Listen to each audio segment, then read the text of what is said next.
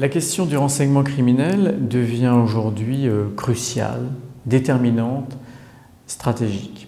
Alors, accoler les termes de renseignement et de criminel peut sembler très curieux, puisque historiquement, la question du renseignement, que ce soit le renseignement extérieur ou le renseignement intérieur, était très liée à la problématique de la protection de l'État et des institutions. Le renseignement était assimilé donc à des activités d'espionnage et de contre-espionnage, et en fait souvent même de police politique intérieure. Même si au fil des années, on a bien vu que sur un segment de la criminalité très particulière, qui est la question du terrorisme, il a fallu faire du renseignement. Mais souvenons-nous, jusqu'aux années 80, les grands services de renseignement intérieurs et extérieurs dans les pays occidentaux considéraient que la lutte contre le terrorisme était une activité de police judiciaire, de police répressive, et qu'ils ne devaient surtout pas s'occuper de cette basse matière. Et puis il est apparu que par l'extrême dureté et difficulté de la lutte contre le terrorisme et par l'émotion publique qu'elle créait, il fallait l'anticiper et qu'il n'était pas question de la réprimer a posteriori, mais qu'il fallait pouvoir la neutraliser a posteriori. C'est comme ça que la matière de la lutte antiterroriste s'est imposée comme une matière de renseignement. Aujourd'hui, dans le monde post-guerre froide, la plupart des grands phénomènes de criminalité, que ce soit la criminalité économique financière ou de la criminalité organisée, posent aujourd'hui des problèmes de niveau stratégique à peu près comparables à ce que le terrorisme ou l'espionnage posaient par le passé.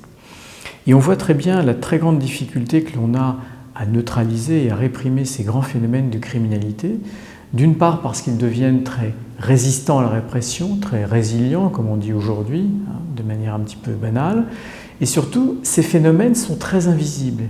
Et si on veut les faire émerger dans la conscience publique et dans la conscience judiciaire, il faut l'outil du renseignement. Le renseignement permet deux choses. Il y a d'abord le renseignement de niveau stratégique, ce qui permet de voir tôt et en amont, d'anticiper les phénomènes lorsqu'ils sont là en phénomène de germe. Essayer de voir la jeune pousse et non pas uniquement le baobab lorsqu'il est présent au milieu du champ.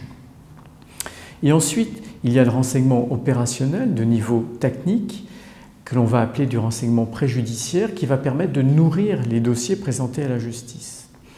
Et le renseignement est absolument indispensable car il permet d'être dans des logiques non plus réactives, mais dans des postures d'anticipation. Il permet ce renseignement d'être non pas dans la discontinuité des dossiers judiciaires les uns à côté des autres, mais dans une continuité opérationnelle. Et surtout, le renseignement permet d'être dans une temporalité longue.